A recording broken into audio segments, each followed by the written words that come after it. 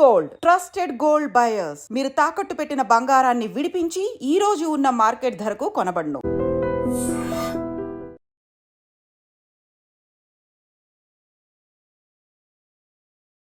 మెయిన్గా heart attacks అనేది కూడా చాలా సివియర్ కూడా అవుతున్నాయి.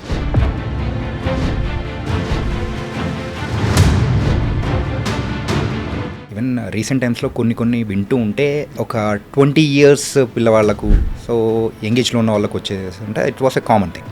కాకపోతే చిల్డ్రన్స్లో కూడా మనకు ఈ హార్ట్ అటాక్స్ అనేది కూడా కనిపిస్తూ ఉండడంతో అసలు ఏం జరుగుతూ ఉంది?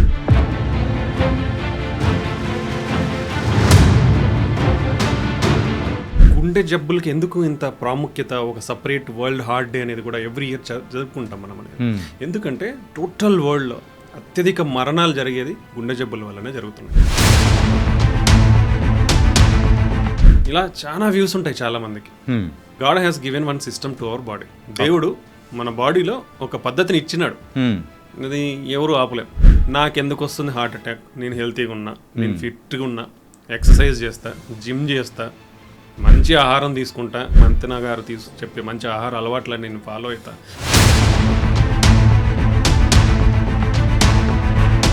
ఇప్పుడు నైట్ షిఫ్ట్స్ అనేది వాళ్ళు వర్క్ చేస్తూ ఉంటారు. సో అలాంటి వాళ్ళకి అప్పుడు వాళ్ళకి హార్ట్ డిసీజ్ ఎక్కువ వచ్చే అవకాశాలు ఉంటాయంటారు.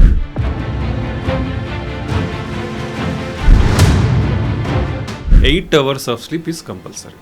7 to 8 hours ఆఫ్ స్లీప్. ఆ స్లీప్ లేకుంటే definitely they are at high risk. మన బాడీలో చాలా హార్మోనల్ సిస్టమ్స్, నర్వస్ సిస్టమ్స్ అనేది మాడ్యులేట్ అవుతూ ఉంటాయి ప్రతిదానికి కూడా. మనకి నిద్ర లేకుంటే సింపథెటిక్ సిస్టమ్స్ యాక్టివేట్ అవుతాయి, లేదా కార్టిజాల్ లెవెల్స్ ఎక్కువ ఉంటాయి. దీనివల్ల బీపీ, హార్ట్ రేట్ పెరిగే అవకాశం ఉంటుంది. వెన్ ఎవర్ బీపీ పెరిగిందంటే దాని ఎఫెక్ట్స్ వర్క్, హార్ట్ స్ట్రెస్కి గురయ్యే ఛాన్స్ ఉంటుంది.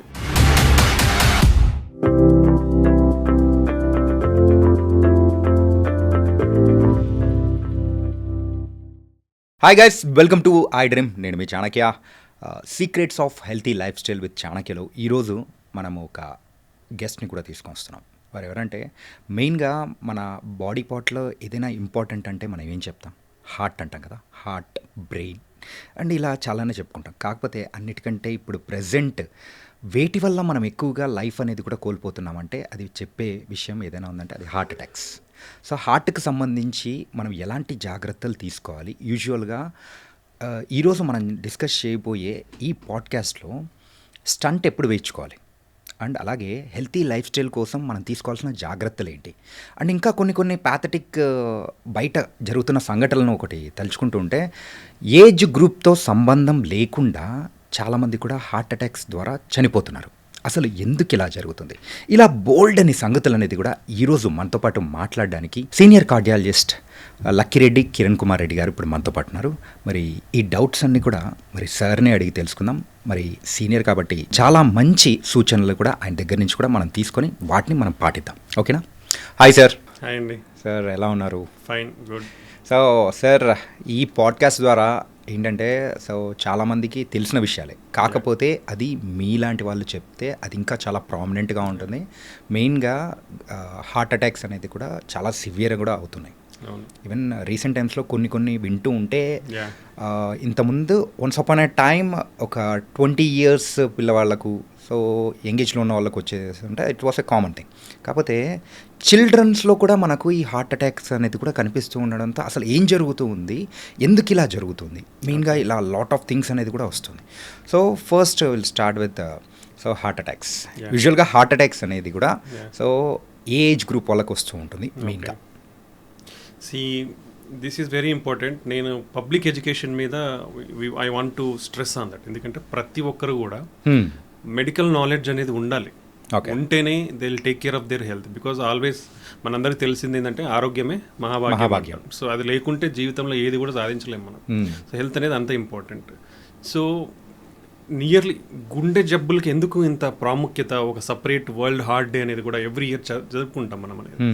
ఎందుకంటే టోటల్ వరల్డ్లో అత్యధిక మరణాలు జరిగేది గుండె జబ్బుల వల్లనే జరుగుతున్నాయి. దీన్ని కార్డియోవాస్కులర్ డిసీజెస్ అంటాం. అంటే దీంట్లో heart problems plus brain stroke కూడా వస్తుంది. అంటే వాస్కులర్ అంటే ఏంటి అంటే మన బాడీలో రక్తం ప్రవహిస్తుంది కదా, మన గుండె నుంచి రక్తం ఒక ఆర్టీరియల్ సిస్టమ్ ద్వారా ప్రవహిస్తుంది, రిటర్న్లో వీనస్ సిస్టమ్ ద్వారా వస్తుంది. ఇది మేజర్ ఇంపార్టెంట్ అనమాట. అంటే ఏ మన ఆర్గాన్స్ అంటాం, అంటే లివర్ కానివ్వండి, ప్యాంక్రియాస్, కిడ్నీ, బ్రెయిన్, ఏ ఆర్గాన్ అయినా పని చేయాలంటే ఏం కావాలి?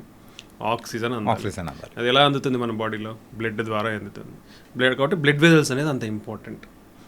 అది ఎక్కడి నుంచి వెళ్తుంది? గుండె పంప్ చేస్తేనే వెళ్తుంది. సో హార్ట్కి అంత ప్రాముఖ్యత ఉంటుందన్నమాట. ఇది సో ఆల్మోస్ట్ 200 lakhs అంటే 20 million పర్ ఇయర్ చనిపోతున్నారు ప్రపంచంలో గుండె జబ్బుల వల్ల. 20 million. యా, దీంతో 85% అంటే 85% హార్ట్ అటాక్ కానీ బ్రెయిన్ స్ట్రోక్స్ కానీ ఉండే. మళ్ళీ మిగతా 15 మిగతా జబ్బులు వస్తున్నాయి ఈ కార్డియోవాస్కులర్ డిసార్డర్స్లో. సో ఇది చాలా ఇంపార్టెంట్. సో నెగ్లిజెన్స్ అనేది ఉండకూడదు ఎక్కడ కూడా మన ఆరోగ్యం మీద. సో మరి హార్ట్ అటాక్స్ మనం కామన్గా యూజువల్గా ఇంతకుముందు చూస్తే అందరికి తెలిసేది ఏంటంటే 60 సంవత్సరాల పైన చూసేవాళ్ళు, 60, 50, 70. But changed, everything is changed because of urbanisation. మన అర్బనైజేషన్ అంటే ఏంటంటే టౌన్స్, సిటీస్, ఈ లైఫ్ స్టైల్స్ అన్ని చేంజ్ అయిపోయినాయి కదా. Okay. So lot of sitting, mobilisation తక్కువైపోయింది. అంటే కూర్చొనే ఉంటారు, తిరగడం, పని చేయడం తగ్గిపోయింది. డైటరీ హ్యాబిట్స్ చాలా అబ్నార్మల్గా మారిపోయినాయి. డైటరీ హ్యాబిట్స్ అంటే ఫిజికల్ యాక్టివిటీస్ అనేది బాడీకి లేకపోవడం వల్ల వెరీ ఇంపార్టెంట్. ఫిజికల్ యాక్టివిటీ అనేది మన బాడీకి చాలా ఇంపార్టెంట్. అండ్ డైటరీ హ్యాబిట్స్ అంటే మనం తినే అలవాట్లు కానివ్వండి, తినే పదార్థాలు కానివ్వండి, ఆ ప్రొడ్యూస్ ఎక్కడి నుంచి అన్నీ మారిపోయినాయి. దీనివల్ల లాట్ ఆఫ్ ప్రాబ్లమ్స్ ఫేస్ చేస్తున్నాం. Major cause is our life style. దాంట్లో రెండు physical activity and dietary habits, ఈ రెండు important. So next important thing అందరూ గుర్తుపెట్టుకోవాల్సింది, నాకెందుకు వస్తుంది హార్ట్ అటాక్? నేను హెల్తీగా ఉన్నా, నేను ఫిట్గా ఉన్నా, ఎక్సర్సైజ్ చేస్తా, జిమ్ చేస్తా, మంచి ఆహారం తీసుకుంటా, రోజు ఆయన ఎవరో మంతెన గారు చెప్పే మంచి ఆహార అలవాట్లని నేను ఫాలో అవుతా, లేదంటే ఇంకోరెవరో చెప్పే ఆహార అలవాట్లని ఫాలో అవుతా అని చాలామంది అనుకుంటూ ఉంటారు. లేదంటే నేను బక్కగా ఉన్నా, లా ఉన్న వాళ్ళకి వస్తుంది కదా, ఇలా చాలా వ్యూస్ ఉంటాయి చాలామందికి. బట్ అందరూ గుర్తుపెట్టుకోవాల్సింది ఏంటంటే, God has given one system to our body. దేవుడు మన బాడీలో ఒక పద్ధతిని ఇచ్చినాడు, అది ఎవరు ఆపలేం. సమ్ ఆల్మైటీ, అది ప్రాసెస్ మన బర్త్తో పాటు జరిగే ప్రాసెస్. అంటే అరౌండ్ 10 to 20 years నుంచే మన బాడీలో అథెరోస్క్లిరోసిస్ అంటాం, అంటే కొవ్వు పేరుకుపోవడం, మన గుండె రక్తనాళాలలో కొవ్వు పేరుకుపోవడం అనేది 10 to 20 years ఆఫ్ ఏజ్ నుంచే స్టార్ట్ అవుతుంది. ఇది రిమెంబర్, అందరూ గుర్తుపెట్టుకోవాలి. అప్పుడు మనం అందరం అర్థం చేసుకొని ఎంత జాగ్రత్తగా ఉండాలి, దానికి ఎలాంటి మెజర్స్ తీసుకోవాలి అనేది ఎవరైనా ఫాలో అవ్వగలరు. అది తెలియనంత వరకు అరే ఏం కాదులే అనుకొని నెగ్లిజెన్స్ అనేది ఉంటుంది. సో ప్రతి ఒక్కరిలో 10 to 20 years ఆఫ్ ఏజ్ నుంచే కొలెస్ట్రాల్ అక్యుములేషన్ అనేది స్టార్ట్ అవుతుంది. సో కాబట్టి ఎవరైనా హార్ట్ అటాక్స్తో కానీ బ్రెయిన్ స్ట్రోక్తో కానీ అఫెక్ట్ అయ్యే ఛాన్స్ ఉంటుంది. ఎవ్వరు కూడా అతిథులు car, first point. Second thing, ఇంతకుముందు 50-60 సంవత్సరాలకు చూసేటివి ఇప్పుడు ఎందుకు 20-30 సంవత్సరాల్లో చూస్తున్నాం? Because of our life style changes. Okay, మనం డిస్కస్ చేసినట్లు ఎక్సర్సైజ్ లేకపోవడము, ఆహార అలవాట్లు మారిపోవడం. ఈ రెండింటి వల్ల ఏమైపోతుంది, 50-60 ఏళ్ళకు రావాల్సిన షుగర్లు, బీపీలు, కొలెస్ట్రాల్ ప్రాబ్లమ్స్ అన్నీ ఇప్పుడు ఇవన్నీ డేటా, మనం ఏదో క్యాజువల్గా చెప్పేది కదా, these are all data, proven data and study చేసినది. ఇవంతా కూడా అధ్యయనాల్లో మనకి ఏదైతే ప్రూవ్ అయిందో ఇవన్నీ ఇది మనం మాట్లాడుకునేదంతా 30 years నుంచే ఇప్పుడు బీపీ, షుగర్, కొలెస్ట్రాల్ అనేది పెరిగిపోతున్నాయి. సో ఇవి పెరుగుతున్నాయంటే గుండె జబ్బులు, బ్రెయిన్ స్ట్రోక్స్ అనేది పెరుగుతాయి. ఎందుకు పెరిగిపోతున్నాయి? Life style changes. ఈ లైఫ్ స్టైల్లో ఇంకా ఏం ఇంపార్టెంట్? స్లీప్. సరిగా నిద్రపోవట్లేదు because of lot of things, because of stress కావచ్చు, వర్క్ స్ట్రెస్ కావచ్చు, లేదా మొబైల్ అడిక్షన్, స్క్రీన్ అడిక్షన్ కావచ్చు. లాట్ ఆఫ్ ఫ్యాక్టర్స్ వల్ల స్లీప్ కూడా ఎవరు కూడా ప్రాపర్ స్లీప్ ఉండట్లేదు. సో యూజువల్గా అయితే ఈ హార్ట్ అటాక్కి స్లీప్కి రిలేటెడ్ ఉంది. ఎస్, యూజువల్గా అయితే అరే అంటే నిద్రపోకుండా కానీ వర్క్ చేయొచ్చు నైట్, అంటే ఇప్పుడు నైట్ షిఫ్ట్స్ అనేది వాళ్ళు వర్క్ చేస్తూ ఉంటారు. సో అలాంటి వాళ్ళకి అప్పుడు వాళ్ళకి హార్ట్ డిసీజ్ ఎక్కువ వచ్చే అవకాశాలు ఉంటాయంటారా? యువర్ బాడీ రిక్వైర్స్, మన body 8 hours of sleep is compulsory. 7 to 8 hours of sleep. ఆ స్లీప్ లేకుంటే definitely they are at high risk. Sir ఇందులో కూడా ఒక చిన్నది ఉంది sir, continuous sleep or it's పీరియాడికల్గా కొంచెం మన స్లీప్లో డిఫరెంట్ ఫేజెస్ ఉంటాయి. REM, NREM, awake, multiple phases ఉంటాయి. సో బట్ సాలిడ్గా ఒక డీప్ స్లీప్ అనేది మినిమం అవర్స్ అనేది మన స్లీప్లో ఎప్పటికీ ఉంటుంది. ఓకే. సో అందుకే ఆ డీప్ స్లీప్ అనేది మినిమం అవర్స్ ఉండాలంటే you should at least sleep for 7 to 8 hours. Okay. నువ్వు ఆ రెగ్యులర్ 7 to 8 hours స్లీప్ అనేది లేనప్పుడు ఆ డీప్ స్లీప్ అనేది కూడా అఫెక్ట్ అవుతుంది. మన బాడీలో చాలా హార్మోనల్ సిస్టమ్స్, నర్వస్ సిస్టమ్స్ అనేది మాడ్యులేట్ అవుతూ ఉంటాయి ప్రతిదానికి కూడా. మనకి నిద్ర లేకుంటే సింపథెటిక్ సిస్టమ్స్ యాక్టివేట్ అవుతాయి, లేదా కార్టిజాల్ లెవెల్స్ ఎక్కువ ఉంటాయి. దీనివల్ల బీపీ, హార్ట్ రేట్ పెరిగే అవకాశం ఉంటుంది. వెన్ ఎవర్ బీపీ పెరిగిందంటే దాని ఎఫెక్ట్స్ వర్క్ హార్ట్ స్ట్రెస్కి గురయ్యే ఛాన్స్ ఉంటుంది. హార్ట్ స్ట్రెస్కి గురైనప్పుడు మల్టిపుల్ చేంజెస్ అనేవి జరుగుతూ ఉంటాయి. నాట్ ఓన్లీ హార్మోనల్ సిస్టమ్స్ కాదు, మన బ్లడ్ క్లాటింగ్ సిస్టమ్స్ కూడా అఫెక్ట్ అవుతాయి. సో ఇలా మల్టిపుల్ సిస్టమ్స్ అఫెక్ట్ అయినప్పుడే మనకు హార్ట్ అటాక్ రిస్క్ అనేది పెరుగుతుంది. సో లైఫ్ స్టైల్ చేంజెస్ ద్వారా ఆహార అలవాట్లు సరిగా లేకపోవడము, నిద్ర సరిగా లేకపోవడము, ఫిజికల్ యాక్టివిటీ అనేది లేకపోవడము, దెన్ స్ట్రెస్కి గురి అవ్వడము, ఈ కామన్ ఫ్యాక్టర్స్ అయిపోయినాయి ఇప్పుడు. ఈ అన్నిటి వల్ల బీపీ, షుగర్, కొలెస్ట్రాల్. దెన్ ఏమవుతుంది, యాక్టివిటీ లేదు, హెల్తీ ఫుడ్ హ్యాబిట్స్ లేవు, సో ఒబిసిటీ పెరిగిపోతుంది. పొట్ట చుట్టూ ఉన్న కొవ్వు చాలా డేంజరస్, అబ్డామినల్ ఒబిసిటీ అంటాం. ఓకే. దీన్ని మెటబాలిక్ సిండ్రోమ్ అని కొత్త కాన్సెప్ట్ ఉంది. మెటబాలిక్ సిండ్రోమ్ అంటే ఏంటంటే అబ్డామినల్ ఒబిసిటీ. వీళ్ళలో ఏమవుతుంది, ఈ ఫ్యాట్ అనేది ఏమవుతుందంటే దాంట్లో ఇన్ఫ్లమేషన్ ఉంటుంది అనమాట. ఈ ఇన్ఫ్లమేషన్ వల్ల షుగర్ తొందరగా వస్తుంది, బీపీ వస్తుంది, కొలెస్ట్రాల్ బ్యాడ్ కొలెస్ట్రాల్ ఎక్కువ ఉంటుంది, గుడ్ కొలెస్ట్రాల్ తక్కువ ఉంటుంది. ఓకే. ఈ అన్నిటి వల్ల కొలెస్ట్రాల్ అనేది మన బ్లడ్ వెజల్స్లో అక్యూములేట్ అవుతూ వస్తుంది. ఎప్పుడైతే అక్యూములేట్ అవుతూ వస్తుందో when ever it is severe it costs significant blocks. లేదు, ఒక మనిషి సడన్గా స్ట్రెస్కి గురైనాడు అనుకోండి, సడన్గా ఉన్న 20-30% ఏవైతే కొలెస్ట్రాల్ పేరుకుపోయిందో అవి కూడా రప్చర్ అయిపోతాయి. రప్చర్ అయినప్పుడు సడన్గా బ్లాక్ అయిపోతుంది. ఓకే. సో అది అక్యూట్ హార్ట్ అటాక్స్కి కారణం. చాలామంది acute heart attacks only 80%, 90% blocks ఉంటేనే వస్తాయి అనుకుంటారు, బట్ ఇట్స్ రాంగ్. ఈ nearly around 30 to 40%, even the 30%, 40% plaques అంటాం, కొలెస్ట్రాల్ ప్లాక్స్ అక్యుములేషన్ అంటాం, ఫస్ట్ స్టేజ్ ఆఫ్ ఇది. సో ఆ ప్లాక్స్ ఎప్పుడైతే స్ట్రెస్కి గురై అవుతుందో మన బాడీ, ఆ inflammation, BP fluctuations, heart rate fluctuations, ఇవన్నీ బ్లడ్ వాస్కులారిటీ అంటే మన బ్లడ్ వెజల్స్ ముడుచుకోవడం, తెరుచుకోవడం కూడా ఉంటుంది. సో కన్స్ట్రిక్షన్ అంటాం, రిలాక్సేషన్ అంటాం, ఇవి కూడా అఫెక్ట్ అవుతాయి. Then coagulation system, blood clotting, రక్తం గడ్డగట్టే టెండెన్సీ కూడా అఫెక్ట్ అవుతుంది.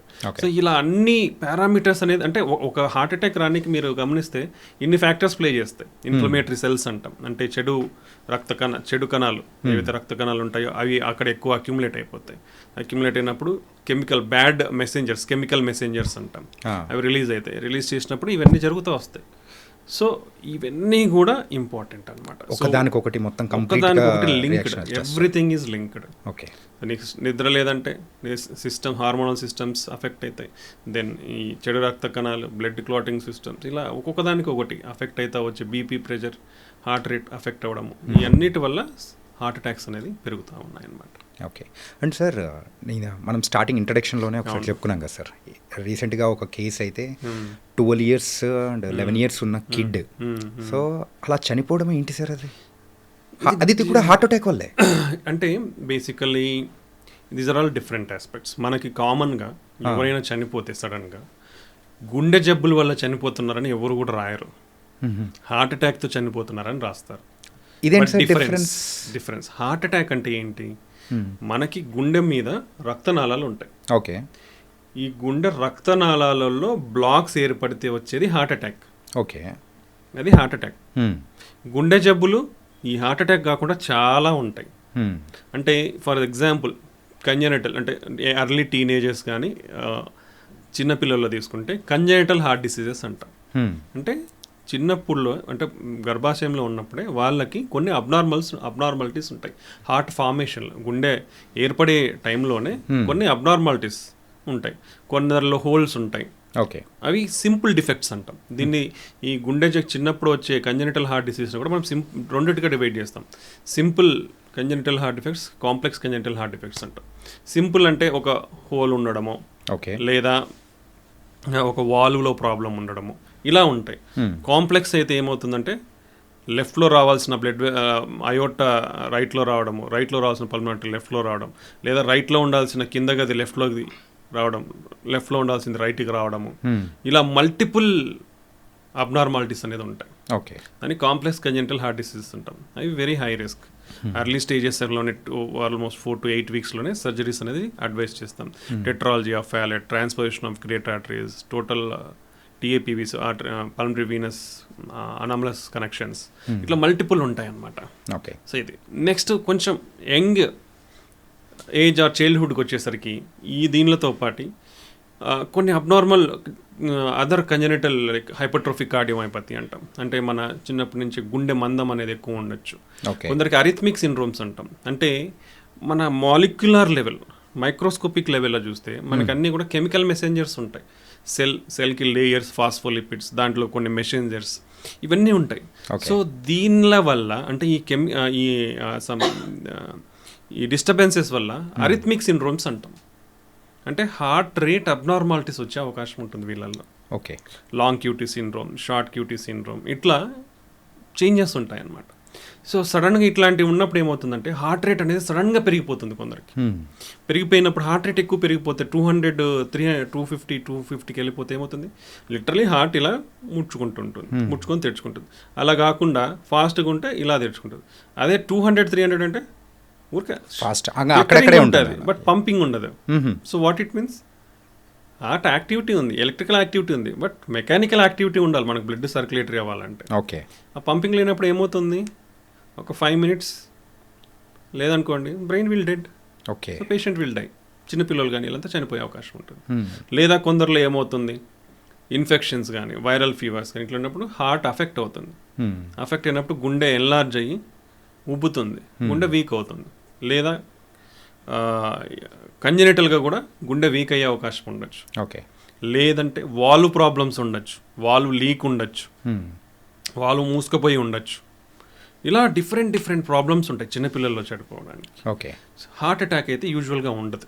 Around if you take heart attacks అనేది 20 years, ప్రాబబ్లీ 18-20 years అప్పటి నుంచి స్టార్ట్ అవ్వచ్చు. ఎందుకు, బ్యాడ్ హ్యాబిట్స్ టీనేజ్లో వచ్చే అలవాటు ఉంటుంది, లేదా కంజెనిటల్గా లిపిడ్ అబ్నార్మాలిటీస్, కొందరిలో కొలెస్ట్రాల్ అబ్నార్మాలిటీస్ ఫెమిలియల్ రన్ అవుతాయి, జెనెటికల్. ఓకే. వాళ్ళలో రిస్క్ ఉండొచ్చు, లేదా సమ్ డ్రగ్ అబ్యూస్ వల్ల రావచ్చు. సో ఈ విధంగా వచ్చే అవకాశం ఉంటుంది. లేదా కొందరిలో అర్లీగా, ఇప్పుడు షుగర్ అనేది అర్లీ స్టేజ్ నుంచి వస్తుంది, కొందరికి చైల్డ్హుడ్ స్టేజ్ ఒబిసిటీ ఉండడం వల్ల. సో వాళ్ళల్లో 20 years, 18 years నుంచి నీకు హార్ట్ అటాక్స్ రావచ్చు. ఆ సివియారిటీ అనేది కూడా పెరిగే అవకాశం ఉంటుంది. మీ అంటే షుగర్ కానీ కొలెస్ట్రాల్ అబ్నార్మాలిటీస్ ఎంగేజ్డ్ వచ్చినప్పుడు సివియారిటీ పెరిగే అవకాశం ఉండొచ్చు. అలాంటి వాళ్ళకి రావచ్చు. కానీ ఈ less than 20 yearsలో ఈ కంజెంటల్ హార్ట్ ప్రాబ్లమ్స్, లేదంటే గుండె వీక్ అవ్వడము, గుండె మందంగా ఉండడము, హార్ట్ రేట్ అబ్నార్మాలిటీస్ ఉండడం, వాల్వ్ ప్రాబ్లమ్స్ ఉండడము, ఇలాంటి ప్రాబ్లమ్స్ ఉంటాయి. మరి ఎందుకు సడన్గా చనిపోతారంటే ఈ అండర్ రికగ్నైజ్డ్ ఉంటాయి. అంటే అవి డిటెక్ట్ చేయలేకపోతారు బికాస్ ఆఫ్ ల్యాక్ ఆఫ్ దాని మీద శ్రద్ధ లేకపోవడం. ఏదో చిన్న ప్రాబ్లం ఉన్నా నార్మల్ ఏమో అని అనుకోవడం, నెగ్లిజెన్స్. అంటే తెలియకుండా, అది కావాల్సిన నెగ్లిజెన్స్ ఎవరు చేయరు, అంటే మనకేమవుతుందిలే అని చెప్పేసి చేయలేరు. అంటే నార్మల్ పీపుల్కి అంటే మైల్డ్గా ఆయాసం వస్తుందంటే కొందరు ఏమవుతుందంటే చేయలేరు. బట్ ఇప్పుడు అవేర్నెస్ పెరుగుతుంది కాబట్టి కొందరు ఏ చిన్న ప్రాబ్లం ఉన్నా వచ్చి, చిన్నపిల్లలు కూడా ఛాతీ నొప్పి కానీ ఆయాసం కానీ ఉంటే వాళ్ళు వచ్చి వాళ్ళ లంగ్స్ కానివ్వండి, హార్ట్ కానివ్వండి చెక్ చేయించుకుంటున్నారు. సో బికాస్ అవేర్నెస్ పెరిగింది. బట్ ఇంకా చాలా చోట్ల ఏమైందంటే ఆ అవేర్నెస్ అనేది లేకపోవడం వల్ల, సో ఈ చిన్నది ఏమైనా ప్రాబ్లం వస్తే ఇన్ఫెక్షన్ అనో అనుకుంటారు, లేదంటే ఏదో ఆడుకున్నాడనో అనుకుంటారు. ఇలా తెలియని నెగ్లిజెన్స్తో నెగ్లెక్ట్ చేయడం వల్ల ఏమవుతుందంటే ఒక సడన్గా ఇవన్నీ ఇట్లా జరిగే అవకాశం ఉండొచ్చు అనమాట. ఓకే. సో హార్ట్ అటాక్ అనేది డిఫరెంట్. గుండె జబ్బులు అనేది చాలా డిఫరెంట్. గుండె జబ్బుల్లో 1 part మాత్రమే హార్ట్ అటాక్. బట్ ఎందుకు హార్ట్ అటాక్ అంత సిగ్నిఫికెంట్ అంటే 85% మరణాలు దానివల్ల జరుగుతున్నాయి కాబట్టి అంత ఇంపార్టెన్స్. బట్ ఇట్ ఈస్ చాలా చోట్ల మీరు తీసుకుంటే ఈ హార్ట్ అటాక్ ప్రివెంటబుల్ అంటాం. అంటే రాకుండా నివారించవచ్చు. అందుకే దాని మీద సిగ్నిఫికెన్స్ చూపించి దాని గురించి ఎక్కువ ఎందుకు డిస్కస్ చేస్తామంటే, చాలా ఇప్పుడు షుగర్ కంట్రోల్ చేసుకున్నా, బీపీ కంట్రోల్ చేసుకున్నా, bad habits like smoking, alcohol నువ్వు మానేసి, కొలెస్ట్రాల్ కంట్రోల్ చేసుకొని, రెగ్యులర్గా ఎక్సర్సైజ్ చేసుకొని, మంచి food habits, fruits and vegetables ఎక్కువ తీసుకొని, స్ట్రెస్ తగ్గించుకొని, సరైన నిద్ర తీసుకొని, ఇవన్నీ చేస్తే మీ హార్ట్ అటాక్ రిస్క్ అనేది చాలా తగ్గుతుంది. సో ఈ ప్రివెంటబుల్ ఫ్యాక్టర్స్ అంటాం ఇవన్నీ. అంటే మోడిఫైయబుల్, అంటే నువ్వు మార్చుకోవచ్చు. ఇవన్నీ మార్చుకుంటే నువ్వు హ్యాపీగా బతికి నీ రిస్క్ని తగ్గించుకోవచ్చు. కాబట్టి దీని మీద ఒకటి హార్ట్ అటాక్స్ అనేది ఎక్కువగా ప్రైమరీ కాజ్ ఆఫ్ డెత్ అంటాం, అంటే మేజర్ మరణాలకి కారణము. రెండోది ఈజీగా ప్రివెంట్ చేసుకునే మార్గాలు చాలా ఉన్నాయి. అందుకు హార్ట్ అటాక్ని మనం ఎక్కువగా జరుగుతుంది కాబట్టి దాని గురించి ఎక్కువ డిస్కస్. బట్ గుండె జబ్బులు అనేది చాలా రకాలు ఉంటాయి. మన గుండె కండరాలు అనేది ఎఫెక్ట్ అవుతుంది, హార్ట్ వాల్స్ అనేది ఎఫెక్ట్ అవుతాయి, మన గుండె పైన పొర ఉంటుంది ఒకటి పెరికార్డియం అంటాం, అది ఎఫెక్ట్ అవుతుంది, బ్లడ్ వెజల్స్, ఆర్టరైటిస్, అయోటో ఆర్టరైటిస్ అంటాము, ఇలా మల్టిపుల్ డిసీజెస్ ఉంటాయి గుండెకి. So heart attack is different, other గుండె జబ్బులు ఈజ్ డిఫరెంట్. కానీ అంటే ఇదొకటి అందరికీ ఉండింది అనమాట, హార్ట్ అటాక్ అండ్ గుండె జబ్బులు రెండు సేమే అని చెప్పేసి అనుకున్నారు. దానికి క్లారిటీ ఒకటే హార్ట్ అటాక్ అనేది, బట్ గుండె జబ్బులు అనేది చాలా ఉంటాయి ఎలా అనమాట. సో కానీ అందరికీ ఇది కామన్ ఫెమిలియర్ టర్మ్ కాబట్టి ఏ చిన్న ఏజ్లో ఎవరు సడన్గా చనిపోయినా హార్ట్ అటాక్ వల్ల చనిపోయిందని అంటారు. బట్ అరిథమిక్స్ యూజువల్గా అంత సడన్గా చిన్న ఏజ్లో చనిపోతే అరిథమిక్ సిండ్రోమ్స్ అంటాం. ఇవన్నీ కంజనటల్ ఎలక్ట్రోలైట్ అబ్నార్మాలిటీస్ ఆర్ ఈ సమ్ కెమికల్ మెసెంజర్స్ అబ్నార్మాలిటీస్ వల్ల ఈ అరిథమిక్ సిండ్రోమ్స్ అని జరుగుతుంటాయి. కొందరిలో అరిథ్మోజెనిక్ కార్డియోమైపతి అంటాం, కొందరు టెండెన్సీ ఉంటుంది ఇలా హార్ట్ రేట్ ఎక్కువ రావడం, సిపిబిటి అంటాం. కొందరు ఎక్సర్సైజ్ చేస్తే వాళ్ళకి ఈజీగా హై హార్ట్ రేట్స్ వచ్చేస్తాయి. సో అంటే సింపథెటిక్ సర్జ్ వల్ల, సో అది ఒక జెనెటిక్ కండిషన్. ఇలా చాలా రకాలు ఉంటాయి అన్నమాట. సో అవన్నీ జాగ్రత్తగా ఏ చిన్న ఇబ్బంది ఉన్నా, యూజువల్ కామన్గా మనకి గుండె జబ్బులు ఉంటే ఏం ప్రాబ్లమ్స్ ఉంటాయి, ఒకటి టీనేజర్స్ టు అడల్ట్స్ తీసుకుంటే ఛాతి నొప్పి అందరికీ తెలిసినది. రెండవది ఆయాసం రావడం. సో ఏ చిన్న పని చేసినా ఆయాసం రావడము, లేదా నువ్వు స్ట్రెట్నెస్ ఎక్సర్సైజ్ బాగా వర్క్ చేసినప్పుడు నీ ఏజ్ వాళ్ళతో కంపేర్ చేసుకుంటే వాళ్ళు ఉండే వాళ్ళకంటే ఎక్కువ ఆయాసం ఉండడము. రెండు, పడుకున్న వెంటనే ఆయాసం ఉండడము, లేదా రాత్రిపూట ఆయాసం వచ్చి ఎయిర్ హంగర్ అంటే గాలి కోసం లేచి శ్వాస పీల్చుకోవడానికి కూడా కష్టంగా ఉంటుంది, దాంతో లేచి కూర్చొని కొద్దిసేపు హాఫ్ అన్ అవర్ పీల్చుకున్న తర్వాత వాళ్ళకి తగ్గుతుంది. ప్రాక్సిస్మల్ నాక్టర్నల్ డిస్నియా అంటాం, పిఎన్డి అంటాం దాన్ని. సో అలాంటి సిమ్టమ్స్ ఉన్న వాళ్ళు కంపల్సరీ వాళ్ళు ఎవాల్యుయేట్ చేయించుకోవాలి. లేదా కొందరికి గుండె దడ తెలుస్తుంది, కళ్ళు తిరగడము. సో ఎప్పుడైతే మన గుండె వీక్ ఉంటుందో మన ఫార్వర్డ్ ఫ్లో అంటాం, అంటే పంపింగ్ ఫ్లో తగ్గిపోయినప్పుడు ఏమవుతుందంటే ఈజీగా అలసిపోవడం, అలసట రావడము, చిన్న పనులు చేసుకోవడం కూడా చేత కాకపోవడము, తల తిరగడము. సో ఇలాంటి సిమ్టమ్స్. కొందరిలో హార్ట్ వీక్ ఉంటే ఏంటంటే కాలు ఉబ్బడము, పొట్ట ఉబ్బడం, మొహం ఉబ్బడము. సో ఇలాంటి సిమ్టమ్స్ ఉంటాయి. సో ఇలాంటివి ఏ ఉన్నా ఎవాల్యుయేట్ చేసుకోవాలి. చేసుకుంటేనే మనం దాన్ని, ఎప్పుడైతే రెండు స్టేజెస్ ఉంటాయి కొన్ని జబ్బులకి, రివర్సబుల్, ఇర్రివర్సబుల్. రివర్సబుల్ స్టేజ్లో నువ్వు రికగ్నైజ్ చేస్తే నువ్వు దాన్ని మళ్ళీ నార్మల్ స్టేజ్కి తీసుకొని వచ్చే అవకాశం ఉంటుంది. When ever it goes to irreversible stage, what ever you do, మనం ఓన్లీ సిమ్టమ్స్ని మాత్రం కంట్రోల్ చేయగలం కానీ ఆ జబ్బుని అయితే రివర్స్ చేయలేం. యూజువల్గా ఇక్కడ ఇర్రివర్సిబుల్ అని చెప్పేసి చెప్పారు. అవును. సో అది ఎలాంటి కేసెస్లో మనం చెప్పచ్చు? ఇప్పుడు హార్ట్ ఫెయిల్యూర్ అంటాం. గుండె మజిల్, యూజువల్గా హార్ట్ ఫెయిల్యూర్ అంటే మన హార్ట్ మజిల్ ఏదైతే ఉందో ఆ మజిల్ వీక్ అవ్వడం అనమాట. సో యూజువల్ కొన్ని రివర్సబుల్ కాజెస్ ఉంటాయి వీళ్ళట్లో. అంటే థైరాయిడ్ ఉన్న వాళ్ళల్లో, కిడ్నీ జబ్బులు ఉన్న వాళ్ళల్లో, లేదా రక్తం తక్కువ ఉన్న వాళ్ళల్లో, లేదా న్యూట్రిషనల్ డెఫిషియన్సీస్, B12 ఇలాంటి డెఫిషియన్స్ ఉన్న వాళ్ళల్లో, లేదా ఆల్కహాల్ తీసుకునే వాళ్ళల్లో. సో కొన్నిసార్లు డెలివరీ అయ్యే టైంలో గుండె వీక్ అవ్వడం, ఇలా కొన్ని కండిషన్స్ ఉంటాయి. ఒకసారి నువ్వు సడన్గా స్ట్రెస్కి గురైనా నీ గుండె వీక్ అయిపోతుంది. Like similar to heart attack. వాళ్ళకు కొరోనరీ యాంజియోగ్రామ్లో రక్తనాళాలు నార్మల్గా ఉండొచ్చు కానీ గుండె వీక్ అవుతుంది, గుండె వీక్ అయిపోతుంది. సో ఇది అర్లీగా డిటెక్ట్ చేయాలి. డిటెక్ట్ చేసి మనం ట్రీట్మెంట్ మందులు ఇస్తే, చాలామంది మేము రెగ్యులర్గా చూస్తుంటాం కదా, కొందరు సూపర్ రికవరీ ఉంటుంది. ఈవెన్ వాళ్ళ కిడ్నీ ప్రాబ్లమ్స్ ఉంటాయి, ఆల్కహాలిక్ ఉంటారు. అంటే రివర్సబుల్ స్టేజ్. ఎంత అర్లీగా నువ్వు మ్యాక్సిమం ఆప్టిమల్ మెడికల్ థెరపీ అంటాం, అంటే ఎంతైతే టాలరబుల్ అవుతావో అంతవరకు మెడిసిన్స్ మీరు వాడుకుంటే రివర్స్ అవుతుంది. బట్ ఆల్ దీస్ ఏవైతే రివర్సబుల్ కాజెస్ ఉన్నాయో అవన్నీ కరెక్ట్ చేయాలి. అంటే ఆల్కహాల్ తీసుకునేవాడు మానేసేయాలి, థైరాయిడ్ ఏ ప్రాబ్లమ్స్ ఉంటాయి కరెక్ట్ చేసుకోవాలి, కిడ్నీ ప్రాబ్లమ్స్ని కంట్రోల్ చేసుకోవాలి, దెన్ రక్తం తక్కువ ఉంటే కరెక్ట్ చేసుకోవాలి, న్యూట్రిషనల్ డెఫిషియన్సీస్, B12 డెఫిషియన్సీ ఉంటే కరెక్ట్ చేసుకోవాలి. సో ఏవైతే రివర్సిబుల్ ఫ్యాక్టర్స్ ఉంటాయో అవి కరెక్ట్ చేయాలి. మళ్ళీ సైమల్టేనియస్లీ హార్ట్ ఫెయిల్యూర్ మెడికేషన్స్ వాడుకుంటే రివర్స్ అవుతాయి. But irreversible stage, severe dysfunction అయిపోయింది అనుకోండి, ఆ స్టేజ్ తర్వాత నుంచి బయటికి రావడం కష్టం. లైక్ హార్ట్ పంపింగ్ ఫంక్షన్ అనేది లెస్ దెన్ 35%, 30% అయితే ఇట్స్ వెరీ డిఫికల్ట్. అప్పుడు మీరు అన్నట్టు ఇర్రివర్సిబుల్ స్టేజ్. వాళ్ళలో మందులు సిమ్టమ్స్ కంట్రోల్ చేయడం వరకే కుదురుతుంది తప్ప మళ్ళీ దాన్ని నార్మల్ చేయడానికి కుదరదు. అండ్ సార్ రీసెంట్ టైమ్స్లో కూడా మనము బాగా వింటున్నది ఆఫ్టర్ కరోనా ఈ హార్ట్ అటాక్ అనేది కూడా ఎక్కువ అయిపోయాయి. ఈవెన్ చాలామంది కూడా మనం చూసాము, కొన్ని వీడియోస్ అయితే కూడా బాగా వైరల్ అయిపోయాయి. డ్యాన్స్ వేస్తూ పడిపోయి అండ్ చనిపోవడం అనేది కానీ, లేదన్నా నార్మల్గా ఉన్నా కానీ అందరి మధ్యలో ఉండి నిలబడినా కానీ సడన్గా పడిపోయి చనిపోతూ ఉన్న సందర్భాలు. సో అంటే ఇలాంటి వాటికి కారణాలు ఏంటి? Under recognition first point. అంటే గుర్తుపట్టలేకపోవడం. ఓకే. అంటే ప్రతి ఒక్కటి important.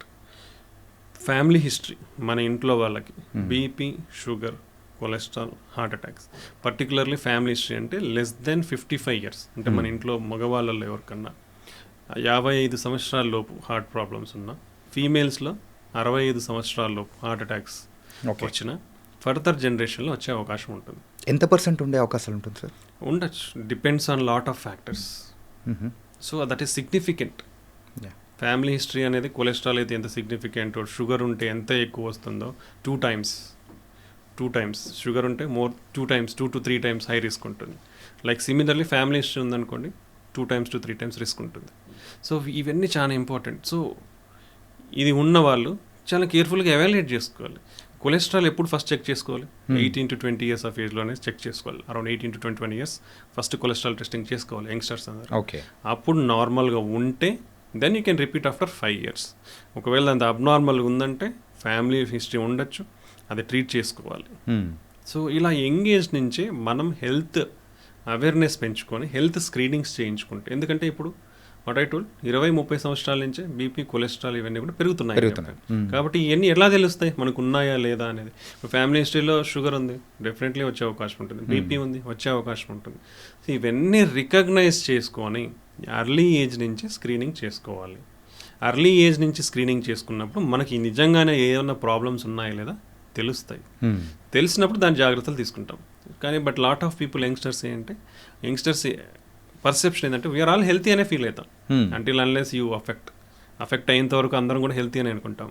But all youngsters also should start screening from the age of 18 to 21 years. మనకి ఏమన్నా ఉన్నాయనేది చెక్ చేసుకోవాల్సిన అవసరం అయితే ఉంది. ఇప్పుడున్న ప్రజెంట్ సినారియోస్ కానివ్వండి తీసుకుంటే, మళ్ళీ లైఫ్ స్టైల్ చేంజెస్ ఇవన్నీ అన్నీ కన్సిడర్లోకి వచ్చేస్తాయి. కాబట్టి అర్లీ స్క్రీనింగ్ వల్ల మనం కనుక్కోవచ్చు.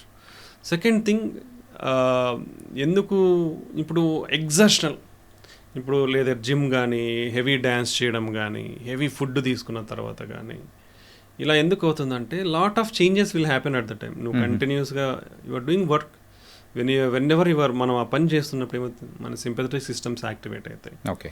హార్ట్ రేట్, బీపీ పెరుగుతుంది. అది ఎంతసేపు చేస్తున్నాం, what ever you exercise you do, you need a relaxation phase అంటాం. అంటే you again have to come down to. ఇప్పుడు జిమ్ చేసే వాళ్ళు కూడా ఫర్ సపోజ్ ఒక 10 minutes 15 minutes అగ్రెసివ్ జిమ్ చేశారు, అలా కాకుండా 30 minutes 1 hour చేసావనుకోండి, that pressure will be continuously high, your heart rate will be continuously high. నీ హార్ట్ అనేది స్ట్రెస్కి గురైతేనే ఉంటుంది. నువ్వు ఆ గ్యాప్ రిలాక్సేషన్ ఫేజ్ ఇవ్వలేదనుకోండి, you are dangerous. So even when you are doing heavy exercise or dancing or any high work, దానికి break కావాలి. అది మళ్ళీ నీ పెరిగిన హార్ట్ రేటు, బీపీ ఏదైతే ఉంటాయో అవి నార్మల్కి రావాలి. అవి వచ్చినప్పుడు మళ్ళీ నీకు you can take another dose of work. Okay. So ఈ ఫేజ్ లేకుండా కంటిన్యూస్గా చేస్తే రిస్క్లో ఉన్నట్లే. అందుకే హెవీ జిమ్ ప్రికాషనరీ తీసుకోకుండా చేసే వాళ్ళకి రిస్క్లో ఎందుకు ఎంత అగ్రెసివ్గా ఉన్న వాళ్ళంతా జరుగుతున్నాయంటే ఇవి ఉండే. ఇంకోటి డిహైడ్రేషన్ జరుగుతుంది మన బాడీలో ఆ టైంలో. ఓకే. కంటిన్యూస్గా ఎక్సర్సైజ్ చేసినా, వర్క్ చేసినా. So hydration is important. Electrolyte imbalances వస్తాయి. సింపథెటిక్ సిస్టమ్ యాక్టివేట్ అవ్వడం వల్ల heart rate very high heart rate అవ్వడం వల్ల అరిథ్మియాస్ అంటాం, ఈ అబ్నార్మాలిటీస్ వల్ల సడన్గా చనిపోయే ప్రమాదం ఉంటుంది. మన బ్లడ్ వెజల్స్ అన్నీ కూడా స్ట్రెస్కి గురవుతాయి. ఓకే. అంటే ఈ స్ట్రెస్ అనేది కూడా కంప్లీట్గా డిపెండ్స్, అంటే స్ట్రెస్ ఉన్నప్పుడు కాకుండా మనం జిమ్ చేసేటప్పుడు ఆ టైంలో కూడా అవి రక్తనాళాలు ఖచ్చితంగా ప్రాబ్లం వచ్చే అవకాశం జరిగే అవకాశం ఉంటుంది. సో అందుకే అడిక్వేట్ హైడ్రేషన్ అవసరము. ప్రాపర్ ఎలక్ట్రోలైట్స్, ఎక్కువ స్వెట్ అవుతుంది, ఎలక్ట్రోలైట్ లాస్ ఉంటుంది, ప్రాపర్ హైడ్రేషన్ ఉండాలి. సో రెస్ట్ ఫేజ్ ఉండాలి మనకి ఎక్సర్సైజ్ చేసేటప్పుడు. సో ఇవన్నీ ఫాలో అవ్వాలి. అండ్ చేసే సర్టన్ ఏజ్ 30 years నుంచి ఎవరన్నా అగ్రెసివ్గా జిమ్ చేయాలనుకుంటే లెస్ట్ evaluate, screen your self first. Okay. మిమ్మల్ని మీరు స్క్రీన్ చేసుకోండి. ఆర్ యూ అంటే నాకు ఏదైనా ప్రాబ్లం ఉందా, ఏమన్నా ఉంటే జాగ్రత్తలు తీసుకుంటారు. ఓకే. అలా కాకుండా మీరు డైరెక్ట్గా వెళ్ళి ఒకేసారి స్టార్ట్ ఎత్తు 100 kgs పోయినామంటే అయిపోయింది. అంటే ఈవెన్ జిమ్ గురించి వచ్చింది కాబట్టి సో జిమ్కి వెళ్ళి చేసేటప్పుడు థ్రెడ్మిల్ మీద వాళ్ళు ఉంటారు సార్. సో వాళ్ళు ఒక్కసారిగా ఎగ్దామని అంటూ కూడా 6 నుంచి సో 7, 8, 9, 10 అట్లా ఫాస్ట్గా రన్నింగ్ అనేది చేసుకుంటూ వెళ్ళిపోతూ ఉంటారు. సో ఇలా కంటిన్యూస్గా మాత్రం చేయడం అనేది కూడా మిస్టేకే కదా సార్? అంటే హై ఇంటెన్సిటీ ట్రైనింగ్ అంటారు. యా. హై ఇంటెన్సిటీ ట్రైనింగ్ ఎవరైనా ఎంతసేపు చేపిస్తారు? ఫ్యూ మినిట్స్ ఉంటుంది. ఓకే. 15 నిమిషాలు 20 నిమిషాలు చేయరు. హై ఇంటెన్సిటీ ట్రైనింగ్, నువ్వు 6లో ఉన్నావు, you are going to 10, do it for 3 minutes or 5 minutes, come back to normal again. Okay. Don't do. అదే చెప్తున్నా, వెన్ ఎవర్ యువర్ అసలుకి American heart association exercise recommendations ఏంటివి? Per week 150 minutes of moderate exercise. అది చేస్తే నువ్వు ఆరోగ్యంగా ఉంటావని చెప్తున్నారు. Okay. Okay. Per week 150 minutes అంటే 5 daysలో నువ్వు చేయాల్సింది హాఫ్ అన్ అవర్. వీక్లో 5 days, 5 daysలో per day half an hour. దాంతోపాటు ఒకవేళ you are doing severe intense exercise అంటే they are telling 75 minutes of severe intense exercise. అంటే ఎన్ని నిమిషాలు వస్తుంది? 15 minutes or 20 minutes per day severe intense exercise. 15 minutes. మరి what is the use of you are doing very excessive this thing when you are doing that? Even strengthening exercises కూడా, muscle strengthening exercises, what ever heavy weights or all thing, 15 minutes per day is enough. Okay. Whenever you are doing, మనం ఎప్పుడైనా long hours చేస్తుంటే take rest in between. Okay. Make your body acclimatise.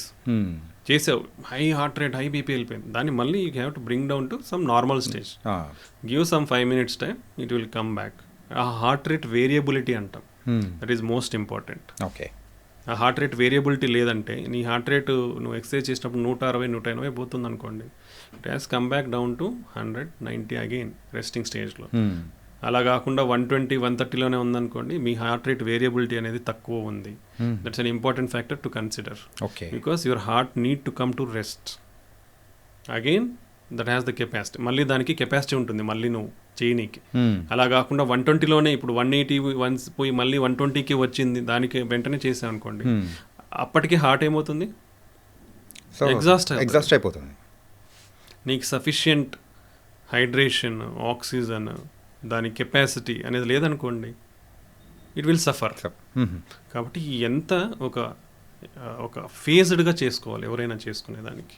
Okay. So everything, ఏ పని చేసినా మన బాడీలో ప్రతిదీ effect అవుతాయి. Hormonal systems, nervous systems, blood coagulation parameters, hydration, blood viscosity అంటాము, ఇన్ఫ్లమేషన్, ఈ sympathetic cortisol levels, hormonal levels increase అయితే సో ఇన్ఫ్లమేషన్ అనేది పెరుగుతుంది. వ్యాసో రియాక్టివిటీ అనేది, బ్లడ్ వెజల్స్ రియాక్టివిటీ, వ్యాసో రియాక్టివిటీ అంటాం, అది చేంజ్ అవుతుంది. So everything will get affected.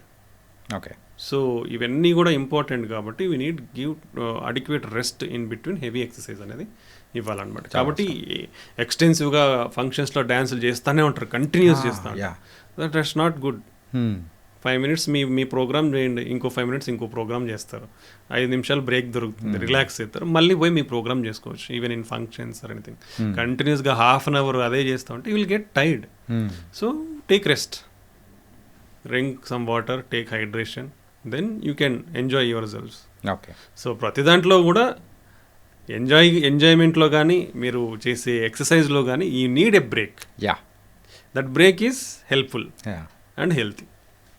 And ఇందాక ఫ్యామిలీ హిస్టరీ గురించి మనం మాట్లాడుతున్నాం. వంశపార్యపరంగా కూడా ఈ జబ్బులు అనేది కూడా వచ్చే అవకాశాలు ఉంటాయని కూడా మీరు అన్నారు కాబట్టి, సో ఒక ఎగ్జాంపుల్ నేను ఒకటి చెప్తాను సార్. మీరు అన్నట్టు కూడా సో 55 years బిలో ఉన్నప్పుడు సో తండ్రికి సో హార్ట్ అటాక్ వచ్చింది, మదర్కి కూడా 65 బిలో ఉన్నప్పుడే హార్ట్ అటాక్ వచ్చింది.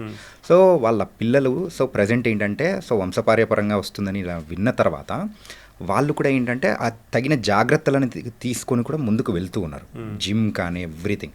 సో కానీ అలాంటి వాళ్ళకు వచ్చే అవకాశాలు కూడా ఉంటాయి. దాన్ని మనం అంటే లేదు ఆయన రాకుండా ఉందంటే తర్వాత జనరేషన్స్కి పాస్ అవ్వకోకుండా అక్కడే బ్రేక్ చేయొచ్చు అంటారు. ఫస్ట్లో ఒకటే చెప్పా, మీ కొలెస్ట్రాల్ అక్యుములేషన్ ఏ ఏజ్ నుంచి స్టార్ట్ అవుతుంది? 11-12. 10 to 20 years 10 to first 20 to years. Second decade లోపల Yeah, స్టార్ట్ అవుతుంది. Hmm. సో ఫ్యామిలీ హిస్టరీ ఉన్నా లేకున్నా మీ ప్రాసెస్ స్టార్ట్ అవుతుంది. ఓకే. ఓకే, ఫ్యామిలీ హిస్టరీ ఉంటే ఏమవుతుందంటే మోర్ రిస్క్ ఉంటుంది. ఆ మోర్ రిస్క్ ఉన్నప్పుడు నువ్వు కంట్రోల్ మెజర్స్ తీసుకుంటావు. ఎందుకు తీసుకుంటున్నావు? మీ రిస్క్ ఎక్కువ ఉంది కాబట్టి తగ్గించుకోనికి తీసుకుంటున్నావు. ఓకే. అట్లని కంప్లీట్గా అఫెక్ట్ గారని లేదు. Hmm.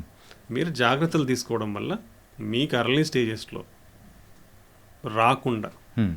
ఇప్పుడు ఏమవుతుంది అందరికి అర్లీ స్టేజ్లో 50-60 సంవత్సరాల నుంచి పోయి 30 సంవత్సరాలకే వస్తున్నాయి, 30-40 ఇయర్స్కే వస్తున్నాయి అందరు. అది మీరు తగ్గించుకుంటారు. ఓకే. 30-40 ఇయర్స్లో వచ్చే రిస్క్ని తగ్గించుకొని మీ రిస్క్ను 60 సంవత్సరాల తర్వాత మేబీ మీరు ఇన్ని జాగ్రత్తలు తీసుకొని కొలెస్ట్రాల్ కంట్రోల్ చేసుకొని, బీపీ షుగర్ కంట్రోల్ చేసుకొని, హెల్తీ ఫుడ్ తీసుకుంటూ, వెయిట్ అడిక్వేట్ మెయింటైన్ చేసుకుంటూ, ప్రాపర్ స్లీప్, స్ట్రెస్ లేకుండా, బ్యాడ్ హ్యాబిట్స్ లేకుండా ఇవన్నీ చేస్తే మీకు అంత సిగ్నిఫికెంట్ రిస్క్ ఎక్కువ ఉన్నా మీరు అర్లీ ఏజెస్లో అఫెక్ట్ కాకుండా మీ రిస్క్ని తగ్గించుకొని లేట్ స్టేజెస్లో ఒకవేళ వస్తే కూడా మీరు అంతవరకు హ్యాపీగా బతుకుతారు. ఓకే. అంటే 34 సంవత్సరాల్లో మీకు అఫెక్ట్ అయ్యే ఛాన్స్ ఉంటే కూడా మీరు దాన్ని తగ్గించుకొని మేబీ 60 సంవత్సరాల వరకు కూడా ఇవన్నీ చేసుకోవడం వల్ల మీరు 60 సంవత్సరాల వరకు కూడా హ్యాపీగా బతుకుతారు. అంటే మీ రిస్క్ తగ్గించుకునేట్లే కదా. Yeah. So that's the importance. ఈ రిస్క్ ఉన్న మీరు ఈ హెల్తీ లైఫ్ స్టైల్స్ని ప్రాక్టీస్ చేయడం వల్ల ఆ రిస్క్ అనేది తగ్గుతుంది. But someway somehow you can't say can be affected. Can be affected. Okay. And sir stent, so recent టైమ్స్లో కూడా ఈ స్టంట్ వేయించుకునే వాళ్ళు కూడా పెరుగుతూ ఉన్నారు. ఆ హార్ట్ రిస్క్ అనేది కూడా తగ్గించుకోవడానికి. కొంతమంది అయితే అంటే ఆ సిమ్టమ్స్ అనేది కనిపించిన తర్వాత వాళ్ళు వెళ్తూ ఉంటే, ఇంకొంతమంది సో కొంచెం ఎర్లీ స్టేజెస్లోనే డిటెక్ట్ చేసుకొని స్టంట్ అనేది వేయించుకొని వెళ్తున్నారు. సో యూజువల్గా ఎలాంటి సిమ్టమ్స్ ఉన్నప్పుడు సో వాళ్ళు స్టంట్కి వెళ్ళే అవకాశం ఉంటే బెటర్ అంటారు? ఇది వెరీ ఇంపార్టెంట్ అండి. నేను ఎందుకంటే I stressed in lot of videos. అంటే ప్రతి ఒక్కరు కూడా ఎప్పుడు స్టంట్ వేయించుకోవాలి, వేయించుకునే ముందు ఎలాంటి డెసిషన్స్ తీసుకోవాలనేది చాలా ఇంపార్టెంట్. యా.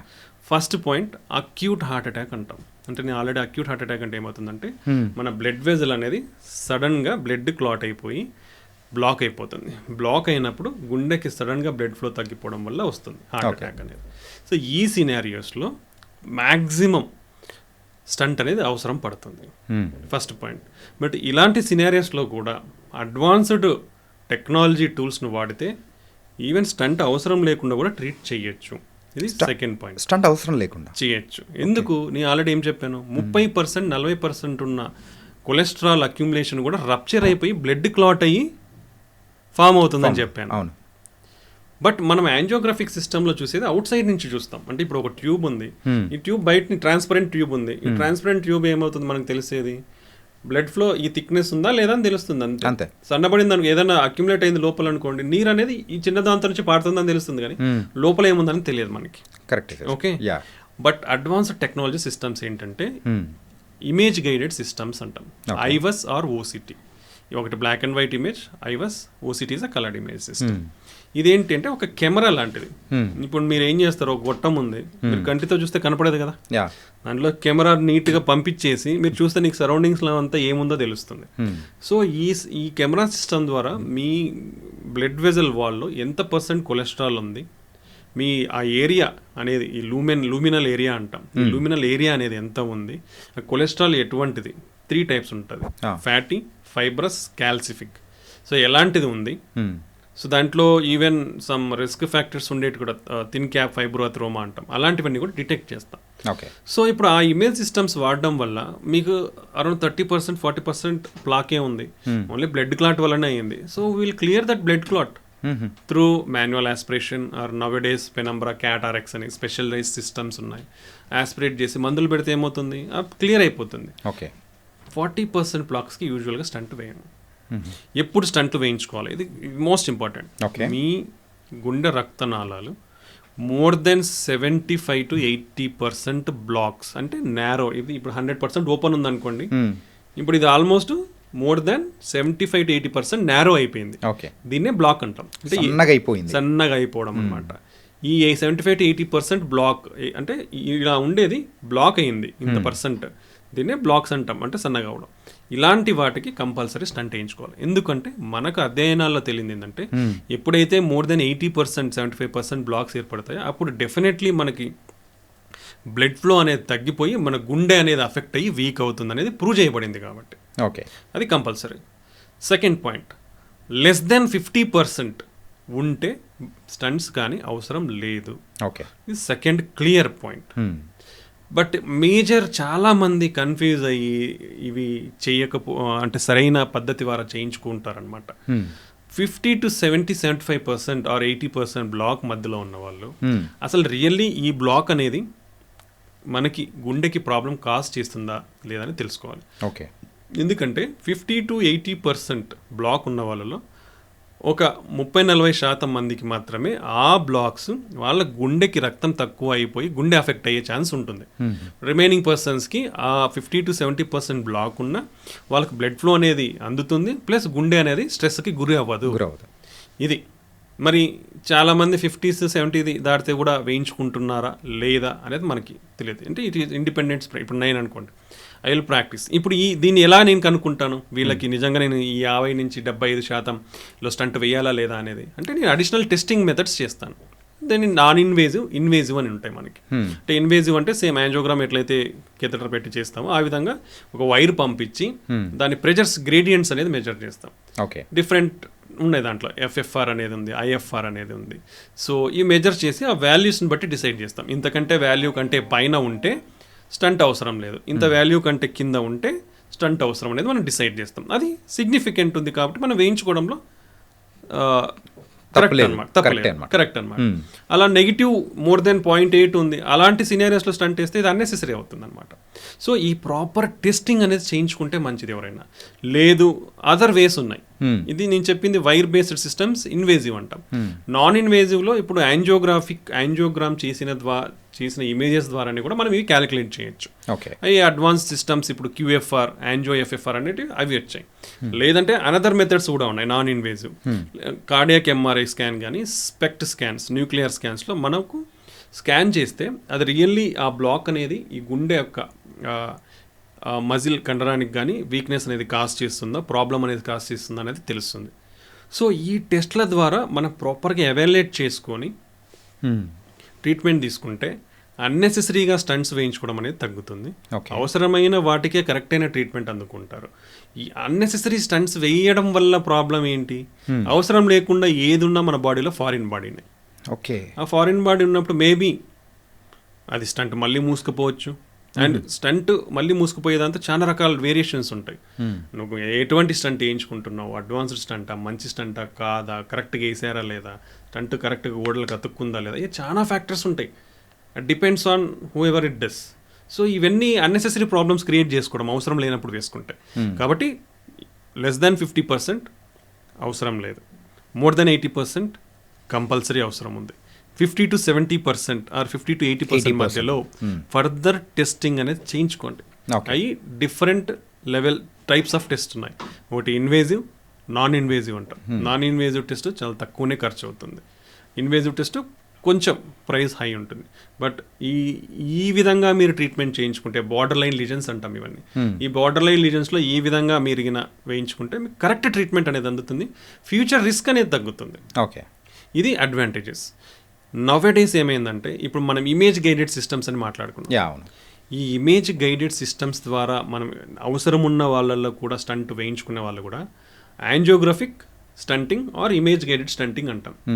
సో ఈ ఇమేజ్ గైడెడ్ స్టంటింగ్ ద్వారా చేయించుకున్న వాళ్ళలో 36% బెటర్ రిజల్ట్స్ ఉంటాయి. ఇది ఇమేజ్ గైడెడ్ స్టంటింగ్ ద్వారా.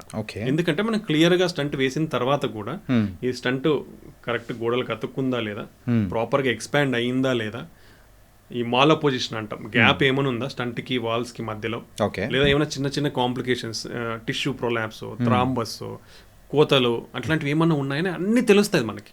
అంటే directly your seeing inside the vessel. మనం యాంజియోగ్రామ్లో బయట నుంచి చూస్తాం, బయట నుంచి స్టంట్ పెట్టిన తర్వాత బాగుంది అనిపిస్తుంది. డిపెండ్స్ ఆన్ అవర్ ఎక్స్పీరియన్స్, మనకు తెలుస్తుంది బాగుందా లేదనేది. But still this systems proved even in experienced operators 36% better results with image guided coronary stunting. So wherever is possible ప్రతి ఒక్కరు అఫోర్డబిలిటీని బట్టి కుదిరితే ఈ విధంగా స్టంట్ వేయించుకుంటే అడ్వాంటేజ్ ఏంటంటే ఫస్ట్ థింగ్ కరెక్ట్ రిజల్ట్స్ వస్తుంది. ఫ్యూచర్లో మీకు మళ్ళీ స్టంట్స్ బ్లాక్ అయ్యే ఛాన్స్ చాలా తక్కువ ఉంటుంది.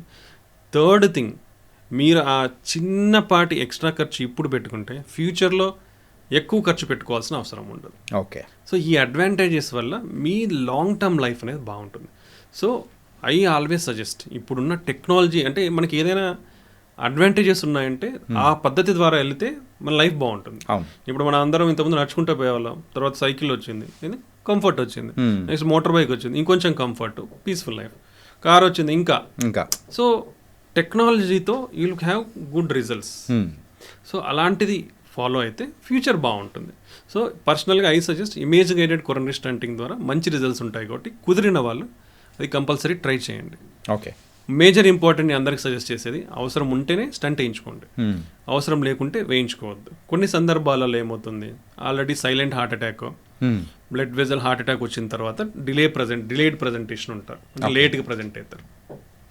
అలాంటి వాళ్ళకి ఏమవుతుంది, గుండె వీక్ అయి ఉంటుంది, బ్లాక్ యాంజియోగ్రామ్ చేస్తారు, బ్లాక్ ఉంటుంది. గుండె వీక్ అయినప్పుడు దానికి స్టంట్ వేయాలా లేదా అనేది డిఫరెంట్ సినారియో. ఓకే. ఎందుకంటే వయబిలిటీ అనేది చూస్తాం. అంటే ఆ గుండె మజిల్ వీక్ అయినప్పుడు ఆ మజిల్ అనేది బతికి ఉందా, డెత్ అయిందా, ఇది ఎట్లా కనుక్కోవచ్చు? అది కనుక్కోవాలి. కనుక్కొనే ఆ స్టంట్ వేయాలనా లేదా ఆ టెరిటరీలో అనేది డిసైడ్ చేయాలి. సేమ్ కార్డియాక్ ఎంఆర్ఐ ద్వారా కానీ మనకు వయబిలిటీ స్కాన్స్ అని ఉంటాయి, మయోకార్డియల్ వయబిలిటీ స్కాన్స్ అంటాం. So either cardiac MRI or SPECT స్కాన్లో మనకు తెలుస్తుంది. ఓకే. ఎప్పుడైతే ఈ గుండె అంటే ఈ బ్లడ్ వెజల్ ఉంది, ఈ ఏరియా ఆఫ్ హార్ట్కి సప్లై చేస్తుంది. సో ఇప్పుడు ఈ మజిల్లో టిష్యూ అనేది డెత్ అయిపోయింది, వైబిలిటీ అనేది లేదు. అప్పుడు నువ్వు దీన్ని ఓపెన్ చేయడం వల్ల ఉపయోగం ఉండదు. ఓకే. No use. సో చేసి వేస్ట్, అన్నెసెసరీ రిస్క్, ఉండేది కూడా మూసుకుపోతుంది. Third thing unnecessary cost. Benefit లేనప్పుడు what is the use of keeping cost? అంటే ఇట్స్ లైక్ అయినా డెడ్ ఎండ్ అనమాట. అంతే. అక్కడికి వైబిలిటీ ఉంది అంటే టిష్యూ బతికి ఉంది. ఓకే. టిష్యూ బతికి ఉన్నప్పుడు ఏమవుతుంది, నువ్వు దీన్ని ఓపెన్ చేస్తే ఈ టిష్యూ అనేది మళ్ళీ కోలుకొని సమ్ పర్సంటేజ్ అలైవ్కి వచ్చేసి నీ హార్ట్ ఫంక్షన్ అనేది ఇంప్రూవ్ అవుతుంది. అలా కాకుండా ఈ టిష్యూ అనేది చనిపోయినప్పుడు నువ్వు ఓపెన్ చేసిన హార్ట్ ఫంక్షన్ ఇంప్రూవ్ కాదు. ఇంప్రూవ్ కానప్పుడు నువ్వు చేయించుకోవడం వేస్ట్. సో ఇలాంటి సినారియోస్లో ఈ ఫర్దర్ టెస్టింగ్ వల్ల you will get a proper result and your expenses will go down. Okay. నీకు బెటర్ మెడికేషన్స్ వాడే స్కోప్ ఉంటుంది. దాని ఫర్దర్ ఇది అవసరం లేదు, ఇంకోటి ఏమైనా అవసరం ఉండొచ్చు, నీకు ఈ కాస్ట్ సేవింగ్ అవుతుంది, కాస్ట్ ఎఫెక్టివ్నెస్ పెరుగుతుంది. ఇప్పుడు ఆల్మోస్ట్ 35%, 30% హార్ట్ వీక్ అయింది, బ్లాక్ ఉంది. బ్లాక్ ఉన్నప్పుడు నీ వయబిలిటీ లేదు, బ్లాక్ ఉంది, స్టంట్ వేయడం అనవసరం. బట్ ఈ 30%, 35% హార్ట్ వీక్ ఉన్నప్పుడు వీళ్ళల్లో హార్ట్ ఫైబ్రోసిస్ అనేది జరిగిపోతుంది. అంటే ఈ బ్యాడ్ టిష్యూ, స్కార్ టిష్యూ అంటాం. మనకి ఏదన్నా స్కిన్ లో అయితే స్కార్ ఫామ్ అవుతుంది కదా, అలాంటి ఫైబ్రినోజన్ టిష్యూ అనేది ఫామ్ అవుతుంది. టిష్యూ అట్లా ఫామ్ అయినప్పుడు ఏమవుతుందంటే అక్కడ నుంచి సడన్ గా హార్ట్ రేట్ పెరిగే అవకాశం ఉంటుంది. ఓకే. వాళ్ళు అలా సడన్ గా హార్ట్ రేట్ పెరిగి సడన్ గా చనిపోయే ప్రమాదం ఎక్కువ ఉంటుంది. సో అలాంటి వాళ్ళకి ఏం చేస్తాం, ఐసీడీస్ అంటాం, అంటే ఇంట్రా కార్డియాక్ డిఫిబ్రిలేటర్. యూజువల్ గా హార్ట్ రేట్ పెరిగితే ఏం చేస్తాం, షాక్ ఇస్తాం బయట నుంచి. మనందరం సినిమాలో చూస్తూ ఉంటాం, ఊరుకురుకునే ఇస్తూ ఉంటారు సినిమాలలో. బట్ అలా కాకుండా ఎవరికైతే వీళ్ళల్లో ఈ రిస్క్ ఏముంటుందంటే ఈ హై హార్ట్ రేట్ వచ్చినప్పుడు షాక్ ఇవ్వాల్సిన అవసరం వస్తుంది. బట్ వాళ్ళు ఎక్కడైనా ఉండొచ్చు, హాస్పిటల్లో ఉంటారు కదా, వాళ్ళు చేసే పనులు రిస్క్ ఉంటుంది. కాబట్టి ఇలాంటి వాళ్ళలో సో అన్నెసెసరీగా అవసరం లేని చోట స్టంట్ నువ్వు అవాయిడ్ చేసుకుంటే వాళ్ళకి ఆ ఫైనాన్సెస్ ఈ ప్రొసీజర్కి యూటిలైజ్ అవుతాయి. ఓకే. సో ఐసీడీ అనేది వేయించుకుంటే ఒకవేళ ఇన్ కేస్ దీన్ని 2 కేటగిరీలకు డివైడ్ చేస్తాం.